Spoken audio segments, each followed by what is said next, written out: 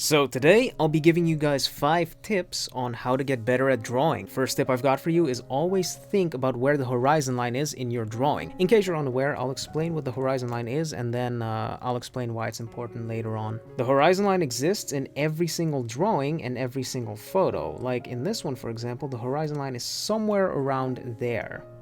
The horizon line is the height at which the viewer's eyes are, or if you're using a camera, it's the height at which the camera's lens is. If you have an object that's shorter than the horizon line, like this box for example, in a three-dimensional view, you're going to see it from above. So this would be the top plane of this box. And then if there's an object taller than the horizon line, like that box for example, you'll see that from below. This would be the bottom plane, and that would be that part right there. If we go back to our image, we said the horizon line was right around there, right? So if we look at objects that are above the horizon line, like this balcony for example, if we turn that into a box, you can see that that's the bottom plane of the box. And then an object that's below it, like this sidewalk for example, if we turn that into a box, we can see the top plane of it. The reason why the horizon line is so important is because every single horizontal vanishing point sits on the horizon line. In 2-point perspective, for example, we can have 1 point there, 1 there, and then that gives us our perspective. In 1-point perspective, we would have 1 point on the line there, and then that gives our perspective, or we can have 1 point there and then 1 there. And I said horizontal vanishing points because there are vertical vanishing points in 3-point perspective, for example, but these vanishing points sit above or below the horizon line and they're not particularly important to us now. The mistake beginners tend to make is they draw the character first. Let's say that this box is our character. Then they try to draw a background around this character, but for some reason it looks like the background is completely disconnected from the character. The reason why these background objects look so weird is because they're all converging to different horizon lines. The horizon line for the character is somewhere around here. But then for this background object, the horizon line is all the way up there. For this one, it's even higher. To prevent this from happening, you start with your horizon line, and then every single vanishing point is going to be somewhere on this horizon line, and that will make all of your objects look like they're in the same scene. The second tip I've got for you is practice your line work. Essentially, this refers to your arm's ability to draw the lines that your brain wants it to draw.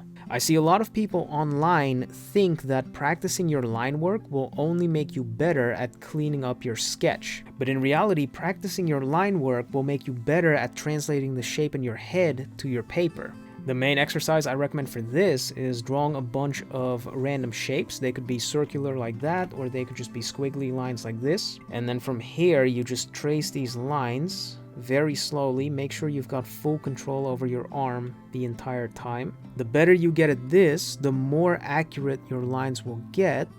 And that means you'll be able to draw very subtle curves in your lines, which will make your drawings look a whole lot better. The third tip I've got is make sure you have some drawing sessions where you're specifically trying to practice something. Could be once a day, could be once every 2 days, but make sure that you have these practice sessions. I've seen so many artists that have been drawing for years and they're just not getting any better because all they do is make art and they never practice. Now there's nothing wrong with that if that's what you want to do, but this video is aimed towards people that want to get better, so make sure you schedule some practice sessions. So how do you actually practice? Well, I think you should treat this like you would any other workout. Let's say you're trying to get better at doing pull-ups. You first need to identify the reason why you can't do more pull-ups. It could be because you don't have the strength in your lats, maybe you don't have the grip strength, maybe you don't have the cardio.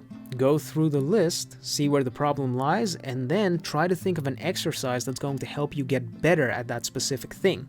If you're bad at drawing eyes, maybe you just don't understand the anatomy of an eye. Or maybe you're just bad at drawing spheres in perspective. Or maybe you're good at both of those things, but you just don't have the line work skills to show it on paper. I can't tell you what exercises you need to do because this is something that's very specific to you. Tip number 4 is don't bother with anatomy. And this might be kind of ironic coming from me considering I have so many videos on anatomy, but in the grand scheme of things, anatomy is maybe 10% of a drawing. The remaining 90% would be perspective. This doesn't really make sense because logically you would think that if you're trying to get better at drawing humans and you know how they are constructed, you should be able to draw them. But unfortunately, that's not how it works. Everything you draw revolves around perspective. You can have all the anatomy knowledge in the world, but if you don't know how to draw three-dimensionally, you're never going to be able to draw a character.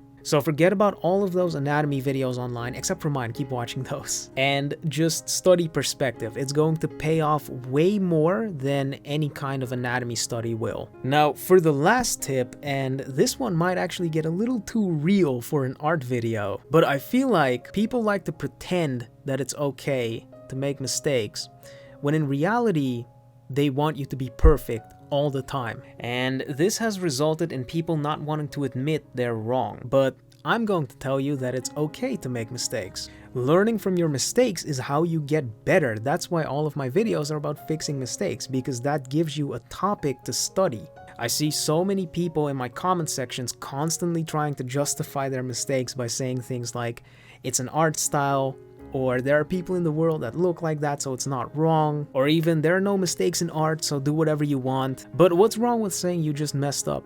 I'm constantly making mistakes in the drawings in my tutorials. Like with this one, for example, the hip is kind of messed up. But there's nothing wrong with that, because I now have another topic I can study, and there's another video I can make on that in the future.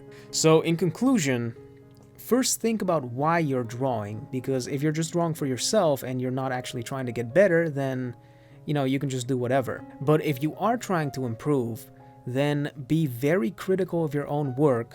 Look at every single mistake you're making and don't get discouraged by it, because those mistakes, they're never going to go away. You're going to keep making mistakes. Anyway, that's it for the video. Hopefully that was helpful, and I guess I'll see you all next time.